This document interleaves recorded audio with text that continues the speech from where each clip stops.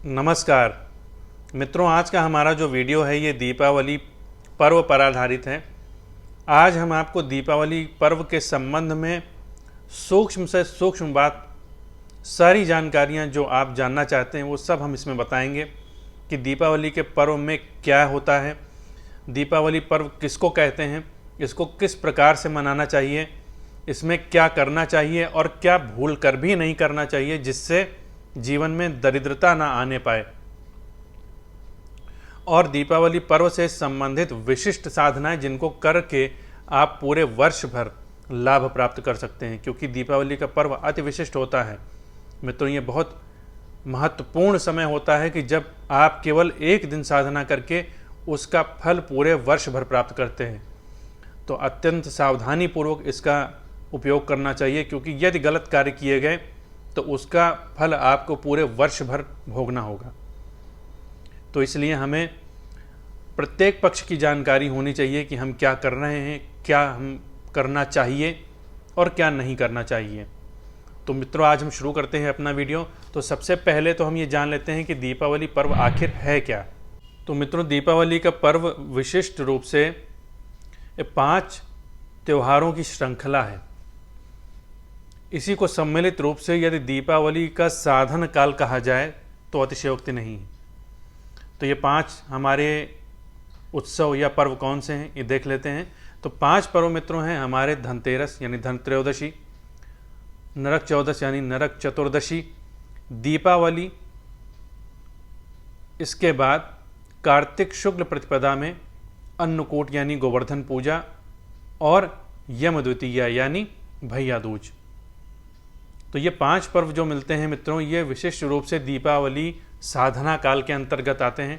लेकिन अपने वीडियो में हम जो अति विशिष्ट साधना काल है यानी त्रिदिवसीय साधना काल, यानी आपका धन त्रयोदशी, नरक चतुर्दशी और दीपावली स्वयं, तो इन 3 के संबंध में ही बात करेंगे, क्योंकि ये अति विशिष्ट साधना काल होता है। इन 3 दिन में किए गए जो भी साधनाएं हैं, जो भी कार्य हैं, शुभ या अशुभ, उचित या अनुचित, उसका फल आपको पूरे वर्ष भर मिलेगा। जी हाँ मित्रों, ये अति विशिष्ट साधना काल होता है, इसीलिए दीपावली का इतना महत्व है भारतीय जनमानस में। तो हम यहाँ पे हर पक्ष के संबंध में बात करेंगे और एक एक साधना काल को, एक एक पर्व को लेकर उसके संबंध में विशेष रूप से चर्चा करेंगे, जिससे उसके संबंध में किसी प्रकार की कोई भी संशय आपके मन में न रहने पाए। तो मित्रों, बात शुरू करते हैं धन त्रयोदशी से कि धन त्रयोदशी आखिर है क्या और इसका महत्व क्या है हमारे जीवन में। तो देखिए मित्रों, धन त्रयोदशी को सबसे पहले तो ये जान लें कि धन त्रयोदशी कहते क्यों हैं। तो देखिए, धन त्रयोदशी में 2 शब्द हैं, एक तो धन और एक है त्रयोदशी। तो त्रयोदशी यानी 13, ये तो समझ में आता है, क्योंकि 13 है, 13वीं तिथि है, तो इसलिए त्रयोदशी बोला जा रहा है। लेकिन ये धन शब्द क्यों जुड़ा हुआ है? तो मित्रों, ये एक विशिष्ट बात है जिसको ध्यान में रखना चाहिए कि ये जो धन त्रयोदशी है ये भगवान धन्वंतरी की प्राकट्य तिथि है। तो मित्रों, इसी दिन जब देवताओं और असुरों ने सागर मंथन किया था, तो त्रयोदशी के दिन ही भगवान धन्वंतरी समुद्र से प्रकट हुए थे। तो उनके नाम से ही इस तिथि को धन त्रयोदशी के नाम से जाना जाता है, इसीलिए इसको धनतेरस कहते हैं। तो यहाँ भगवान धन्वंतरी के नाम से धन और त्रयोदशी, ये त्रयोदशी हो गई।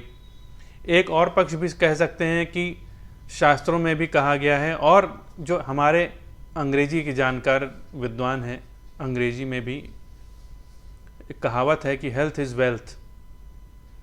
तो भगवान धन्वंतरी का संबंध हमारे स्वास्थ्य से है, और स्वास्थ्य सबसे बड़ा धन होता है मित्रों, क्योंकि अगर ये धन आपके पास नहीं है तो दुनिया में कितने भी धन आपके पास हो, उसका आप उपभोग नहीं कर पाएंगे, उसका सुख आप जीवन में ले ही नहीं पाएंगे।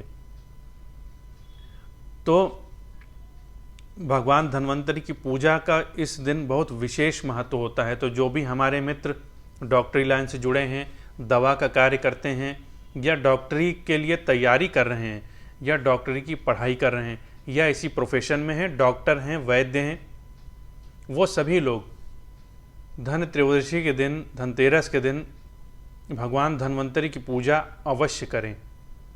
तो पूजा में कोई विशिष्ट या विशेष पद्धति नहीं है, लेकिन ये अत्यंत शुभ मुहूर्त होता है। तो केवल मुहूर्त मात्र का इतना प्रभाव है कि साधारण पूजा करने पर भी पूरे वर्ष भर उसका प्रभाव उनको देखने को मिलेगा। तो भगवान धन्वंतरी का एक चित्र ले लें, एक चित्र सामने रख लें, या पूजा जो भी स्थान हो आपके ऑफिस में वहाँ पे लगा दें, और साथ में भगवान धन्वंतरी की पंचोपचार पूजन कर दें। पंचोपचार पूजन में गंध पुष्प धूप दीप नैवेद्य, यानी उनको चंदन का तिलक कर दें, पुष्प फूल माला चढ़ा दें, और धूप जला दें, दिया जला दें, और नैवेद्य कुछ उनको समर्पित कर दें। और जो नैवेद्य बचे वो स्वयं भी ले लें और सब में बांट भी दें अपने घर में। तो इससे क्या होगा, दो कार्य होंगे। एक तो आरोग्यता वर्ष भर बनी रहेगी, कभी बीमार नहीं पड़ेंगे, जल्दी से बीमारियां नहीं आएंगी। दूसरा यह है कि जो इस प्रोफेशन से जुड़े हुए व्यक्ति हैं उनको अपने कार्यक्षेत्र में आश्चर्यजनक लाभ प्राप्त होगा। इसको आप नियम यदि बना लेते हैं तो पूरे वर्ष भर आपको शुभता प्राप्त होती रहेगी। तो एक तो धन्वंतरी जयंती के रूप में भी इसको जाना जाता है, तो ये कार्य अवश्य करना चाहिए प्रायः, लेकिन प्रायः बहुत कम लोग जानते हैं कि इस दिन भगवान धन्वंतरी का प्राकट्य तिथि है। तो प्रायः धन्वंतरी भगवान की पूजा लोग नहीं करते हैं, लेकिन करनी चाहिए। इससे वर्ष भर आरोग्यता और निरोगता जीवन में बनी रहती है। तो एक तो कार्य ये हो गया, इसलिए भी इसको धन त्रयोदशी कहते हैं। दूसरा एक कारण ये है कि इस दिन यक्षराज कुबेर की पूजा का विशेष महत्व होता है। तो देखिए, विशेष महत्व यक्षराज कुबेर की पूजा का क्यों है? क्यों? दो कारण हैं। क्योंकि एक तो वो धन से संबंधित हैं, धनाध्यक्ष हैं, धन के स्वामी हैं, देवताओं के कोषाध्यक्ष हैं, तो धन पर विशेष महत्व रखते हैं, धन पर विशेष प्रभाव रखते हैं। दूसरा कारण ये है कि त्रयोदशी तिथि ही क्यों? तो ये जो त्रयोदशी तिथि है, एक तो विशिष्ट मुहूर्त है दीपावली के कारण, इसलिए भी प्रिय है उनको। साथ में त्रयोदशी तिथि जो है यक्षराज कुबेर को इसलिए प्रिय है क्योंकि ये भगवान शिव की प्रिय तिथि है, और यक्षराज कुबेर भगवान शिव के अनन्य भक्त हैं। तो जिस कारण से त्रयोदशी तिथि उनको भी अत्यंत प्रिय होती है। तो दीपावली से संबंधित जो धन त्रयोदशी है यानी धनतेरस है, इस दिन यक्षराज कुबेर की पूजा का बहुत विशिष्ट महत्व होता है मित्रों। इस एक दिन की पूजा से आप वर्ष भर धन लाभ प्राप्त कर सकते हैं। धन से संबंधित किसी भी प्रकार की समस्या आपके जीवन में वर्ष भर नहीं आएगी। वर्ष भर आय के स्रोत बने रहेंगे, धन लाभ नए नए तरीकों से होता रहेगा। जो भी कार्य आप करेंगे धन से संबंधित, उसमें आपको सफलता प्राप्त होगी। तो साधना पद्धति क्या है? वैसे ही है। यक्षराज कुबेर की एक प्रतिमा ले लें। उत्तम पक्ष तो ये है कि यदि चांदी की प्रतिमा ले सकें तो बहुत शुभ होगा, नहीं तो मिट्टी की प्रतिमा ले सकते हैं, लेकिन मिट्टी की प्रतिमा आपको हर वर्ष प्रवाहित करके नई प्रतिमा रखनी होगी। या फिर अगर ये दोनों उपलब्ध नहीं है तो आप चित्र ले सकते हैं, यानी फ़ोटो ले सकते हैं। तो एक लाल कपड़े पर उनकी फ़ोटो रख दें या मूर्ति रख दें, जो भी आपके पास उपलब्ध है, और उनको पंचोपचार पूजन करें। तो पंचोपचार पूजन जैसे हम बताएं कि गंध पुष्प धूप दीप नैवेद्य, तो यहाँ लेकिन कुछ विशिष्टता है कि गंध में उनको जो भी आप रोली है वो लगा सकते हैं, चंदन लगा सकते हैं। जो भी आप आसन प्रयोग करेंगे लाल रहेगा। जो आसन बिछाने में आप मूर्ति रखने में जो कपड़ा प्रयोग करेंगे वो भी लाल रहेगा। जो वस्त्र आप प्रयोग करेंगे पूजन में वो भी लाल होना चाहिए। तो इस प्रकार उनको गंध लगा देंगे। फूल में कमल पुष्प अति आवश्यक है, क्योंकि कमल पुष्प बहुत प्रिय होता है, देवताओं का प्रिय है, देवताओं को अति प्रिय है। और यक्षराज कुबेर प्रतिदिन कमल पुष्पों से भगवान शिव का सहस्रार्चन करते हैं, तो उनको कमल पुष्प अति प्रिय है। तो इसलिए कमल पुष्प यक्षराज कुबेर को अर्पित करना अति आवश्यक है। इसके बिना पूजन संपूर्ण नहीं होगा। तो इसका कोई विकल्प भी नहीं है, कमल पुष्प तो आपको चाहिए ही होगा। तो कमल पुष्प अर्पित करें, और खिला हुआ कमल हो उसको खिला दें, खिला हुआ कमल अर्पित करें। धूप बत्ती का प्रयोग करेंगे, अगरबत्ती का प्रयोग नहीं करेंगे। सनातनी पूजाओं में अगरबत्ती का प्रयोग नहीं होता है, धूप बत्ती का ही प्रयोग करें। दिए में घी के दिए का दीपक जलेगा, घी का दिया जलेगा, और साथ में नैवेद्य में खीर का यदि भोग लगे तो अति उत्तम होगा। और इसके अलावा जो भी आप अपने सामर्थ्य अनुसार जो भी आप बना सकें या जो भी आप प्रसाद नैवेद्य लगा सकें वो सब उत्तम है, लेकिन खीर का प्रयोग अवश्य करना है, खीर का भोग अवश्य लगाना है। और पूजन करने के बाद यक्ष राजाय नमः इस मंत्र से उनका पूजन करें 108 बार, यानी एक माला इस मंत्र का जप करें। इस मंत्र का जप करने के बाद प्रणाम करके अपनी मनोकामना बोल दें, यानी जिस कार्य से आप कर रहे हैं या धन प्राप्ति के लिए कर रहे हैं या कोई मनोकामना ना हो तो फिर आप सामान्य रूप से प्रणाम करके जप समर्पित कर सकते हैं। और उसके बाद जो भी नैवेद्य आपका रहेगा वो नैवेद्य घर के प्रत्येक सदस्य को बांट दें। सबको थोड़ा थोड़ा प्रसाद अवश्य वितरित होना चाहिए। इससे वर्ष भर सबके जीवन में सुख समृद्धि बनी रहती है। जो भी कार्य आप करेंगे उसमें आपको सफलता अवश्य प्राप्त हो जाएगी। और ये केवल छोटा सा प्रयोग है, कुछ ही देर का प्रयोग है, एक दिवसीय प्रयोग है, और इससे आपको पूरे वर्ष भर लाभ प्राप्त होता रहेगा। मित्रों, ये दीपावली पर्व की अद्भुत बात है कि आप एक समय पे प्रयोग करते हैं, एक दिन का प्रयोग करते हैं और आपको उसका लाभ पूरे वर्ष भर देखने को मिलता है। तो ये हमने 2 प्रयोग देख लिए। तीसरा जो हमारा प्रयोग है ये टोटकों से संबंधित है, या कह सकते हैं कि छोटे छोटे प्रयोग हैं जो हम सामान्य जीवन में करते ही हैं। जैसे धन त्रयोदशी में यानी धनतेरस के दिन लोग सोने चांदी को खरीदते ही हैं, लेकिन हमें पता नहीं कि हम क्यों कर रहे हैं, क्योंकि सब कर रहे हैं और एक प्रथा चली आ रही इसलिए कर रहे हैं। लेकिन उसका कारण आज जान लें और क्या खरीदना है और क्या नहीं खरीदना है ये चीज़ भी जान लें, जिससे आपके जीवन में शुभता आए। क्योंकि यह खरीदने की जो प्रथा है मित्रों, पुराने समय में तर्क बताना या लॉजिक देना हर समय संभव नहीं होता था, तो उसको प्रथाओं से जोड़ दिया जाता था कि आप वो कार्य करते रहेंगे तो आपको शुभता प्राप्त होती रहेगी। लेकिन धीरे धीरे चल के उन प्रथाओं में रूढ़िवादिता आ जाती है कि हम वो कार्य कर रहे हैं और उसका हम विकल्प ढूंढ लेते हैं, क्योंकि हमको उसका कारण नहीं पता कि हम ये कार्य क्यों कर रहे थे। जैसे बर्तन खरीदना बहुत शुभ होता है। धनतेरस के दिन बर्तन अवश्य खरीदना चाहिए, कोई ना कोई बर्तन अवश्य खरीदना चाहिए। इससे जीवन में गृहस्थ जीवन, जो भी गृहस्थ लोग हैं उनके जीवन में शुभता प्राप्त होती है, घर में बरकत होती रहती है, कभी भी अभाव किसी प्रकार का नहीं होता, पूरे वर्ष भर सुख शांति बनी रहती है, प्रसन्नता रहती। बर्तन एक तरह से मतलब कहा जाए तो चिन्ह है घर की समृद्धि का, उन्नति का। तो बर्तन अवश्य खरीदना चाहिए। लेकिन अब एक प्रथा चल गई है कि बर्तन क्यों खरीदना है ये तो हमें पता नहीं है, बस बर्तन खरीदते जा रहे हैं। स्टील के बर्तन खरीद रहे हैं, एल्युमिनियम के बर्तन खरीद रहे हैं। अगर ऐसा आप कर रहे हैं तो उसको तत्काल बंद कर दें। देखिए, कुछ धातुएं होती हैं जो देवताओं की प्रिय हैं, जैसे कांसे के बर्तन, तांबे के बर्तन, पीतल के बर्तन, चांदी के बर्तन, सोने के बर्तन। ये धातुएं देवताओं को प्रिय होती हैं। लेकिन पुराने समय में सब समय सोना चांदी खरीदना सबकी सामर्थ्य में नहीं होता था, जिस कारण से एक ये प्रथा चलाई गई कि बर्तनों के माध्यम से आप शुभ धातुओं को घर में लेकर आएं तो इससे शुभता प्राप्त होगी। क्योंकि धनतेरस का समय अपने आप में एक बहुत विशिष्ट मुहूर्त है, विशिष्ट पर्व है। तो उस समय में यदि आप शुभ धातु, जो देवताओं की प्रिय धातु हैं, उनको घर लेकर आते हैं तो उसमें विशिष्ट रूप से शुभता प्राप्त होती है, आपके जीवन में उन्नति आती है, देवताओं की कृपा बरसती है आप पर।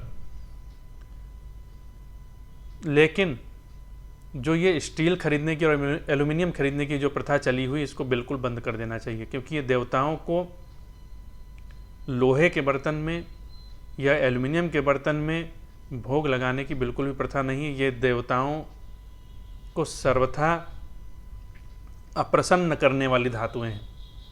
इनको देखकर देवता और पितृ अप्रसन्न हो जाते हैं। तो यदि आप ऐसी गलती करते चले आ रहे हैं तो अब बंद कर दें। अगर आप बर्तन खरीदना चाहते हैं तो केवल एक ही बर्तन खरीदें, लेकिन या तो तांबे का खरीदें, या तो पीतल का खरीदें, या तो कांसे का खरीदें। जैसे पुराने समय में फूल की धातु कही जाती थी, वो बर्तन खरीदें। चांदी के बर्तन खरीदें या सोने के बर्तन खरीदें। बर्तन ना खरीदो तो इन धातुओं को खरीदें। कहने का तात्पर्य है कि इन धातुओं को खरीदें। आप तांबा खरीद सकते हैं, पीतल खरीद सकते हैं, कोई भी चीज़ हो, फूल का कोई भी बर्तन खरीद सकते हैं, चांदी के सिक्के खरीद सकते हैं, सोने के सिक्के या सोने के आभूषण खरीद सकते हैं। तो इनको जब यदि आप खरीद कर लाते हैं धनतेरस के दिन, तो जीवन में शुभता प्राप्त होगी, देवताओं की कृपा प्राप्त होगी। लेकिन साथ में एक बात और ध्यान में रखनी होगी, क्योंकि ये चीज़ें जो हैं हम अपने लिए नहीं खरीद रहे हैं, हम खरीद इसलिए रहे हैं क्योंकि हमें देवताओं की कृपा प्राप्त हो।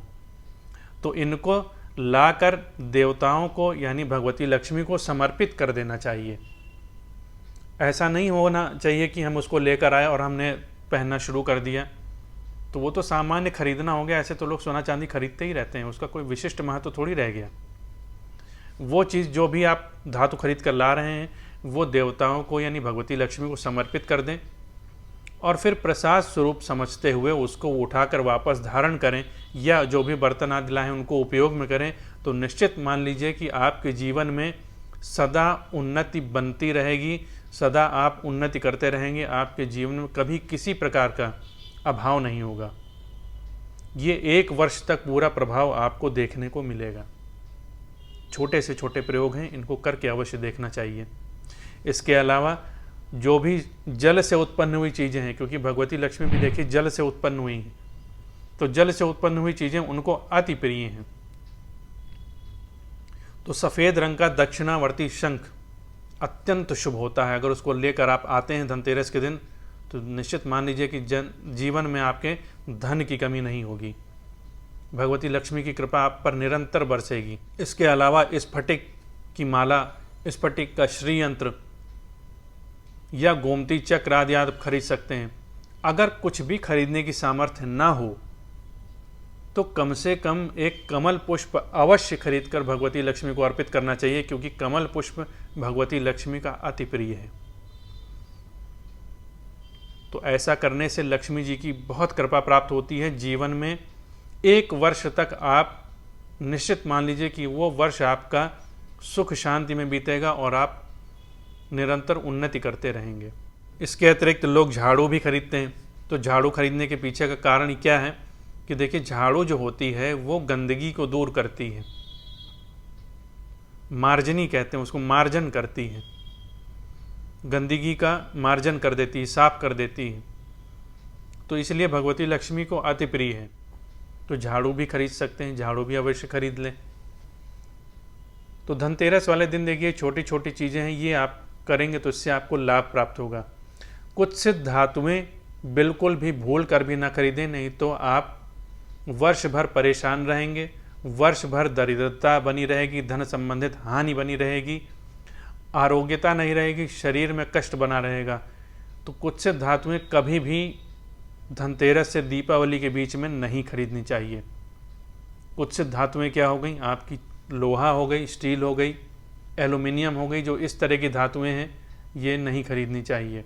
अगर आप ये गलती अभी तक करते चले आ रहे हैं तो अब बंद कर दें। तो मित्रों, धन से संबंधित लाभ के लिए धनतेरस में जो ये प्रयोग आपको बताएं इनको अवश्य करें, बहुत अच्छा लाभ आपको प्राप्त होगा। अब बात करते हैं मित्रों नरक चतुर्दशी की। ये एक बहुत विशिष्ट पर्व है और बहुत ही रहस्यमय पर्व है नरक चतुर्दशी। नरक चतुर्दशी को नरक चतुर्दशी इसलिए भी कहते हैं क्योंकि इसी दिन भगवान श्री कृष्ण ने नरकासुर का संहार किया था। तो नरकासुर का संहार करने के कारण इसको नरक चतुर्दशी कहते हैं। एक दूसरा कारण ये भी है क्योंकि इस दिन यम देवता की उपासना की जाती है। तो यम देवता की उपासना करने का विधान है, साथ में नरक से त्राण करवाता है, मतलब नरक की जो दुख है उससे हमको छुटकारा दिलाता है, जिस कारण से भी इसको नरक चतुर्दशी कहते हैं। तो यम देवता की उपासना का विधान क्या है मित्रों, देखिए, सायंकाल सूर्यास्त के बाद एक तेल का दिया लेकर उसको कूड़े के ढेर पर, पुराने समय में देखिए गांव में घूर होते थे अपने अपने, तो लोग घूर पर दिया रखवाते थे, लेकिन अब घूर की प्रथा तो रही नहीं। तो दक्षिण दिशा की तरफ एक दिया रख दें। याद रखें कि दिया जो है चौमुखा होना चाहिए, 4 बत्तियों वाला। तेल का दिया जला दें और वो दिया दक्षिण दिशा में उसको रख दें। भगवान यम से, धर्मराज से प्रार्थना करें कि उनको जो भी अकाल मृत्यु आदि कुंडली में यदि योग बना हुआ है, यदि अल्पायुवाद योग बना हुआ है तो उसको नष्ट करें और हमें नरक के भय से अभय प्रदान करें। इसके साथ में यमाय नमः इस मंत्र का 108 बार यानी एक माला जाप करें। तो ऐसा करने से मित्रों अकाल मृत्यु के भय से व्यक्ति मुक्त हो जाता है। यदि कुंडली में किसी प्रकार के भी अकाल मृत्यु का योग बना हुआ है, दुर्घटना का योग बना हुआ है, यदि अल्पायु योग बना हुआ है, तो ऐसा प्रयोग करने से वो सारे दोषों से मुक्ति मिल जाती है। 1 वर्ष तक व्यक्ति निरंतर सुरक्षित बना रहता है। इसके साथ में ये उपासना करने पर इस उपासना को करने वाले व्यक्ति को कभी भी नरक में नहीं जाना पड़ता है। तो देखिए कितना छोटा सा उपाय है और इसका प्रभाव कितना बड़ा है। तो इस उपाय को अवश्य करना चाहिए। तो एक तो ये कारण है, इस कारण से भी इसको नरक चतुर्दशी कहते हैं। अब इसका एक मित्रों नाम और होता है, इसको कहते हैं रूप चतुर्दशी। तो देखिए कितना मतलब विरोधाभास है। एक तरफ तो नरक चतुर्दशी, नरक की बात हो रही है, और एक तरफ रूप चतुर्दशी कह रहे हैं। तो रूप चतुर्दशी क्यों कहते हैं? क्योंकि इस दिन विशिष्ट प्रकार से उपासना करने वाले को रूप और सौंदर्य की प्राप्ति होती है। तो मित्रों जो लोग भी आरोग्यता प्राप्त करना चाहते हैं, यदि किसी प्रकार की बड़ी बीमारी है, आरोग्यता प्राप्त करना चाहते हैं, या जो भी महिलाएं हैं सौंदर्य प्राप्त करना चाहती हैं, सौंदर्य रूप प्राप्त करना चाहती हैं, आकर्षण प्राप्त करना चाहती हैं, तो वो इस साधना को अवश्य करें। इसको करने से निश्चित रूप से पूरे वर्ष भर आरोग्य बना रहता है और उत्तरोत्तर उनके जीवन में लावण्य बढ़ता जाता है, आकर्षण बढ़ता जाता है, रूप और सौंदर्य की प्राप्ति उनको होती है। तो साधना पद्धति क्या है? बहुत सरल सरल साधना पद्धतियां हैं मित्रों। देखो इनको देखने से आपको लगेगा ही नहीं कि ये इतनी विशिष्ट साधनाएं हो सकती हैं, लेकिन इनको करके पूरे वर्ष भर आप लाभ उठा सकते हैं। तो साधना पद्धति क्या है? देखिए इसमें 3 अलग अलग प्रक्रियाएं हैं। पहली प्रक्रिया यह है रूप चतुर्दशी में कि हमें एक विशिष्ट उपटन का निर्माण करना है। तो उपटन में क्या है कि बेसन का उपटन रहेगा, उसमें 1 चुटकी हल्दी डालनी है और 1 चम्मच सफ़ेद चंदन का बुरादा या सफ़ेद चंदन को आप घिस कर उसका पेस्ट बना सकते हैं, उसको भी डाल सकते हैं। तो उपटन बना लें, इसको पूरे शरीर में लगाएं और रगड़ रगड़ कर पूरा उपटन निकाल दें। इसके बाद शरीर पर तेल की मालिश करनी है। तो तेल की मालिश करने में देखिए यदि तिल का तेल है तब तो विशिष्ट उसका प्रभाव रहेगा और उसमें सुगंधित तेल होना चाहिए। इसमें सुगंधित तेल का यदि प्रयोग करेंगे तो बहुत लाभ प्राप्त होगा। तो सुगंधित तेल हो या तिल का तेल हो, अन्यथा किसी भी तेल का प्रयोग कर सकते हैं, लेकिन तेल सुगंधित ही होना चाहिए, तो उसी का प्रभाव विशेष रूप से रहेगा। तो तेल की मालिश करें पूरे शरीर पर। इसके बाद स्नान कर लें। तो अब ये जो हमारी प्रक्रिया है यानी उपटन लगाने से लेकर और स्नान करने तक, इसके बीच में आपको निरंतर भगवान श्री कृष्ण के स्वरूप का ध्यान करते रहना है। और जो भी मंत्र आपको याद हो, भगवान कृष्ण की जो भी स्तुति आपको याद हो, उसको आप निरंतर करते रहें। मुख्य बिंदु यह है कि निरंतर ध्यान भगवान श्री कृष्ण का बना रहना चाहिए, उनके सौंदर्य का ध्यान बना रहना चाहिए। तो वैसा ही सौंदर्य, वैसा ही लावण्य अपने शरीर में या अपने जीवन में भी आता है। तो यदि ये प्रयोग करते हैं, तो यदि रोग है, किसी प्रकार का बड़ा रोग है, रोग के कारण लावण्य और जो शरीर में एक आकर्षण होता है वो नहीं है, व्यक्तित्व में आकर्षण नहीं है, तो वो रोग समाप्त हो जाता है, व्यक्तित्व में आकर्षण आता है। जो भी महिलाएं इस तरह का प्रयोग करती हैं उनके जीवन में उनको रूप और सौंदर्य की प्राप्ति होती है, उनके जीवन में उनके व्यक्तित्व में आकर्षण और लावण्य उत्तरोत्तर बढ़ता रहता है। इस प्रयोग को करने वाले जो भी जातक हैं वो जीवन में कहीं भी जाएंगे। जैसे 1 वर्ष अगर आपने किया तो 1 वर्ष तक इसका प्रभाव बना रहेगा। तो उस वर्ष में आप चाहे जहाँ भी जाएंगे, कहीं भी जाएंगे, किसी से भी मिलेंगे, तो आप आकर्षण का केंद्र बने रहेंगे, क्योंकि वो आकर्षण, वो लावण्य आप में प्रकट होगा। तो बहुत अद्भुत प्रयोग है, महिलाओं के लिए बहुत ही उपयोगी प्रयोग है। जो भी लोग ऐसा करना चाहें कर सकते हैं, बहुत लाभ प्राप्त होगा। इसके साथ में एक विशिष्ट और अति विशिष्ट इस दिन एक त्यौहार होता है और प्रायः कम लोग जानते हैं कि नरक चतुर्दशी के दिन भगवान श्री हनुमान जी की प्राकट्य तिथि हुई होती है। मित्रों देखिए, हनुमान जी की प्राकट्य तिथि के संबंध में दो विधान अलग अलग चलते हैं, दाक्षिणात्य मत और आपका उत्तरी मत चलता है जो उत्तर भारत में प्रसिद्ध है, और एक दाक्षिणात्य मत चलता है तो जो दक्षिण भारत में प्रसिद्ध है।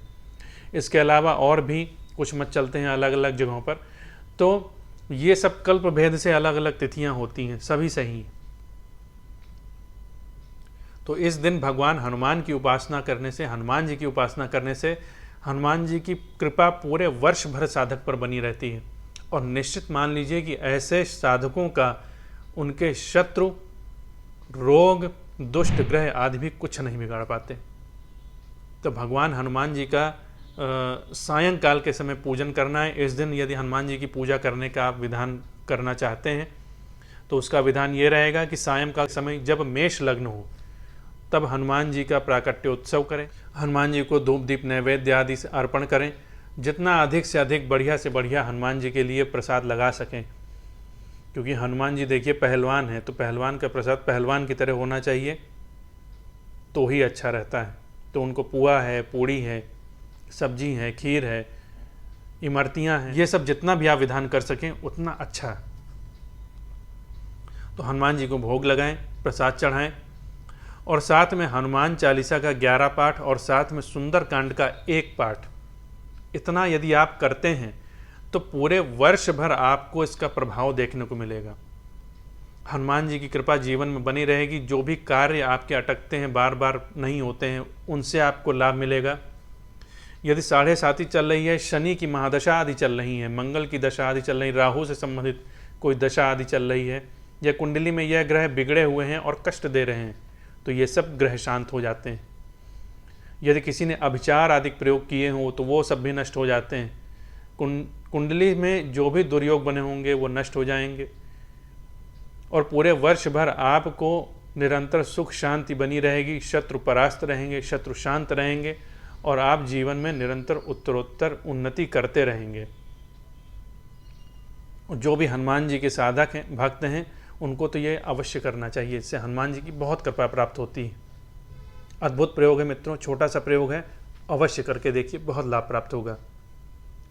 इसके अतिरिक्त एक विशिष्ट साधना है, ये सभी को नहीं करनी। जो भी हमारे साधक हैं, जो भी हमारे मित्र हैं, जो अति विशिष्ट साधक हों, साधना क्षेत्र में उनको कुछ ज्ञान हो, वही इस तरह के प्रयोग करें, अन्यथा इस तरह के प्रयोगों से दूर रहें।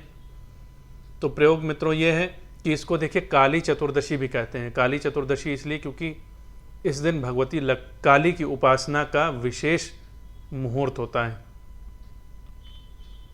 तो निशीत काल के समय यानी आधी रात्रि के समय भगवती काली की उपासना करके, उनका पूजन करके पंचोपचार पूजन करें। गंध पुष्प धूप दीप नैवेद्य, गंध में भगवती को सिंदूर लगेगा, फूल में गुड़हल का फूल आवश्यक है, कमल का फूल भी रहना चाहिए, दोनों तरीके के फूल रहें। धूप रहेगी, दिया रहेगा, नैवेद्य आप कोई सा भी भगवती को नैवेद्य चढ़ा सकते हैं, साथ में नारियल अवश्य रखना है। तो ये भगवती को नैवेद्य लगेगा। इसके साथ में भगवान आदि शंकराचार्य द्वारा रचित कालिकाष्टक का जितना अधिक से अधिक आप पाठ कर सकें उतना पाठ करें। तो शत्रु निवारण के लिए प्रयोग अद्भुत है। इस एक दिन के प्रयोग से निश्चित मान लीजिए पूरे वर्ष भर जातक के शत्रु उसके सामने नहीं पड़ते हैं, शांत हो जाते हैं, शत्रुता छोड़ने का विचार करने लगते हैं, सुलह करने का प्रयास करने लगते हैं। लेकिन इस प्रयोग को वही साधक करेंगे, वही मित्र करेंगे जो साधना क्षेत्र में थोड़ी जानकारी रखते हों या फिर निर्भीक हों, डर न लगता हो। तो ये जानकारी मात्र के लिए आपको प्रयोग दिया गया है। यदि करना चाहेंगे तो किसी योग्य अनुभवी व्यक्ति की सलाह लेकर ही इस प्रयोग को करेंगे। तो नरक चतुर्दशी से संबंधित मित्रों ये हमने आपको विशिष्ट जो उपासनाएं थी, साधनाएं थी, छोटी छोटी साधनाएं हैं, आप कर सकते हैं, जीवन में लाभ प्राप्त होगा। अब हम आपको मित्रों बताते हैं कि दीपावली के संबंध में एक ऐसी विशिष्ट साधना है जिसका प्रत्यक्ष चमत्कार आप करके देख सकते हैं, और अनुभव साधना है, बहुत से लोगों ने की है और कराई गई हैं, तो उनको चमत्कारिक लाभ मिले हैं। तो अवश्य करें और इसको करके लाभ अवश्य उठाएं। तो मित्रों, शुरू करने से पहले हम आपको बता दें कि इस वर्ष जो दीपावली है 24 अक्टूबर को पड़ेगी और जो दीपावली में पूजन का मुहूर्त रहेगा वो वृषभ लग्न में रहेगा सायंकाल 7 बजे से रात्रि में 9 बजे तक। इसमें भी यदि प्रदोष काल में पूजा करेंगे तो अति विशिष्ट मुहूर्त मिलेगा, यानी आपको 7 बजे से 8:15 बजे तक अति विशिष्ट मुहूर्त रहेगा। इसमें पूजन करने से विशेष रूप से लाभ प्राप्त होगा।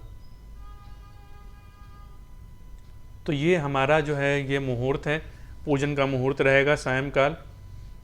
जो भी हमारे गृहस्थ हैं, ऑफिस दुकान आदि में पूजा करेंगे वो इसी मुहूर्त में करेंगे, इसमें विशेष लाभ प्राप्त होगा। अब आइए बात करते हैं अपने उस विशिष्ट प्रयोग की जिसके बारे में अभी हमने आपसे बताया था। तो इसमें देखिए कुछ एक नियम है, इसको हम जान लेते हैं पहले। एक तो आसन लाल रहेगा, वस्त्र भी लाल रहेंगे और आपको एक ऐसा कक्ष चाहिए जहां पर आपके अलावा और कोई भी व्यक्ति उसमें प्रवेश नहीं करेगा। और आपको पूरी रात्रि जागरण करना है, आपको सोना बिल्कुल भी नहीं है।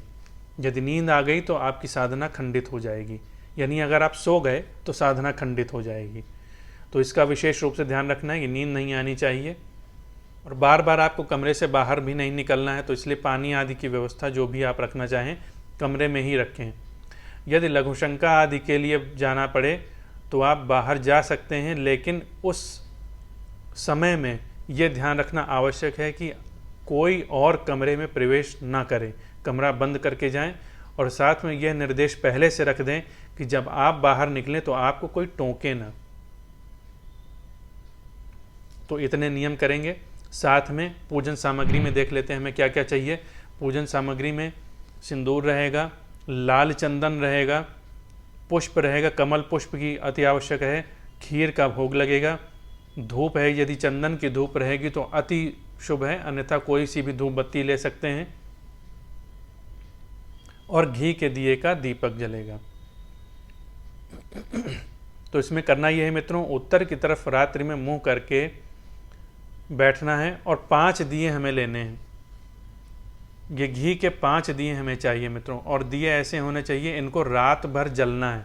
मतलब जब आप सायंकाल पूजा कर चुकेंगे, जो सायंकालीन पूजा होती है उसको करने के बाद यह प्रयोग आप करेंगे। तो इसमें घी के दिए 5 दिए जलाने हैं और इतना घी हमें वहाँ पे अपने पास रखना है कि रात भर हम उसमें घी डालते रहें, उन दियों को बुझने नहीं देना है किसी भी प्रकार से। साथ में उन दियों के सामने बैठकर, लाल रंग का आसन रहेगा, लाल रंग के वस्त्र रहेंगे, उन दिए जो भी आपने 5 दिए लगाए हैं उनको चावल की अलग अलग 5 ढेरियाँ बनाएंगे, उन चावल की ढेरियों पर रख देंगे। इसके बाद उनका पंचोपचार पूजन करेंगे, यानी धूप दीप नैवेद्य से उनका पूजन कर देंगे। दियों में लाल चंदन का टीका लगा देंगे, उनके सामने कमल पुष्प और गुड़हल का पुष्प जो भी उपलब्ध हो वो लगा देंगे, धूप बत्ती जला देंगे और साथ में नैवेद्य में खीर का प्रसाद जो है वो हम लगा देंगे। तो ये चीज़ करने के बाद वह आसन पे हम बैठकर भगवान आदि शंकराचार्य द्वारा रचित कनकधारा स्तोत्र का जितना पाठ आप कर सकते हो वो आप करेंगे।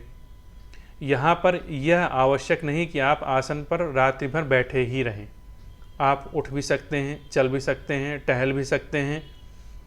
एक बात ये ध्यान में रखेंगे, जब भी आसन से उठेंगे तो एक नारियल रख के रहेंगे, नारियल को आसन पर रख कर ही तभी उठेंगे। तो आप उठ के कमरे में ही टहल सकते हैं, कमरे में ही आप बैठ भी सकते हैं, या पैर फैलाकर आप पैर सीधे करना चाहें तो वैसे भी बैठ सकते हैं। लगातार जप ना कर सकें तो थोड़ी देर के लिए विश्राम भी कर सकते हैं, अर्थात कोई नियम इसमें नहीं है, कोई बंधन नहीं। लेकिन कमरे से बाहर आपको नहीं निकलना है, लघुशंका आदि आने पर ही निकलना है, लेकिन ध्यान रखेंगे कि कोई आपको टोके नहीं और कोई भी आपके पीछे कमरे में प्रवेश न करे। हालांकि प्रयास यही करेंगे कि कमरे से बाहर ना जाना पड़े, तो उत्तम पक्ष यही रहेगा। तो इस प्रकार ये हमें केवल ये ध्यान में रखना है कि हमें अधिक से अधिक लक्ष्मी जी के मंत्रों का जाप करना है, उपासना करनी है, लक्ष्मी जी के स्तोत्र का पाठ करना है और दियों को बुझने नहीं देना सूर्योदय तक। तो मित्रों जब सूर्योदय हो जाए, अच्छा एक चीज़ और ध्यान में रखनी है, यहाँ पे बहुत से लोग ये करते हैं कि कमरे में व्यवस्था रख लेते हैं कि टीवी लगा लेते हैं, मोबाइल लगा लेते हैं और अपना वो करते रहते हैं। तो मित्रों ये सारी चीज़ें नहीं करनी है।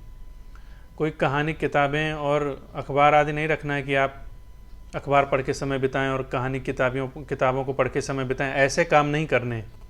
आपको निरंतर ये ध्यान में रखना होगा कि आप भगवती की उपासना के लिए बैठे हैं, तो जो भी आपके मुंह से निकले वो केवल उपासना के मंत्र निकलें, स्तोत्र निकलें। इसके अलावा आपको शांत रहना है, कुछ भी और चीज़ नहीं पढ़नी है, कुछ भी और चीज़ नहीं देखनी है, केवल जागते रहना है, भगवती का ध्यान करना है और दियों को जलाए रखना है।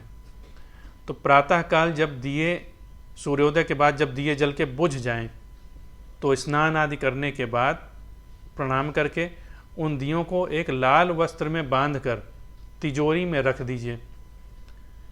ऐसा करने से मित्रों पूरे 1 वर्ष तक आप देखेंगे कि ऐसे ऐसे तरीकों से आपको धन प्राप्त होगी कि जहां से आपको किसी प्रकार की कोई उम्मीद ही नहीं थी।